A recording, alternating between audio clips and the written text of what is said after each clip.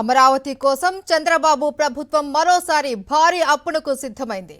National bank for financing infrastructure and development ద్వారా 7,500 కోట్లు రుణం తీసుకునేందుకు రెడీ అయింది. ఇప్పటికే అమరావతి కోసం 31,000 కోట్లు అప్పు చేసింది చంద్రబాబు ప్రభుత్వం. తాజాగా మరో 7,500 కోట్లు అప్పు తేనుంది.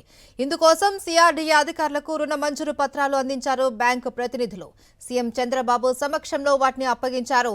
చంద్రబాబు పాలనలో రికార్డు స్థాయిలో అప్పులు చేస్తుండటంపై సర్వత్రా ఆందోళన వ్యక్తమవుతుంది. కూటమి ప్రభుత్వం ఏర్పడిన తర్వాత ఆంధ్రప్రదేశ్ అప్పులు 2,27,000 కోట్లకు చేరాయి.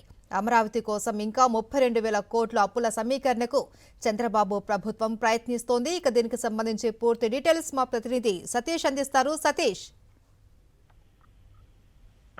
ఆంధ్రప్రదేశ్ రాష్ట్ర ప్రభుత్వం అమరావతి కోసం అప్పుల వేట కొనసాగిస్తోంది. భారీగా ఒకవైపు అమరావతి సెల్ఫ్ ఫైనాన్స్ ప్రాజెక్ట్ అంటూ రాజధాని అంటూ అమరావతి కోసం ఒక్క రూపాయి కూడా నిధులు అవసరం లేదంటూ ప్రచారం చేసేటువంటి రాష్ట్ర ప్రభుత్వం కనీ విని ఎరిగిన రీతిలో అమరావతి కోసం అప్పులు సమీకరిస్తుంది. ఇప్పుడు మరొక 7,500 కోట్ల రూపాయల రుణాన్ని ఈ రోజు మంజూరు చేయించుకుంది.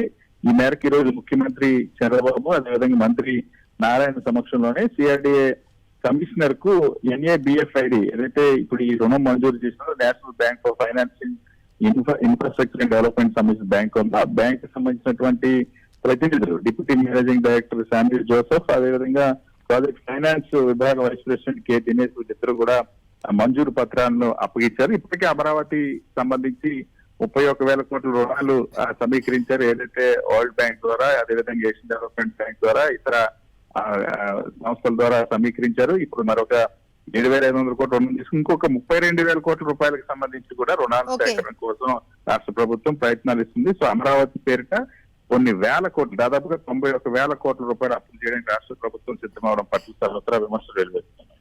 Right, thank you Satish.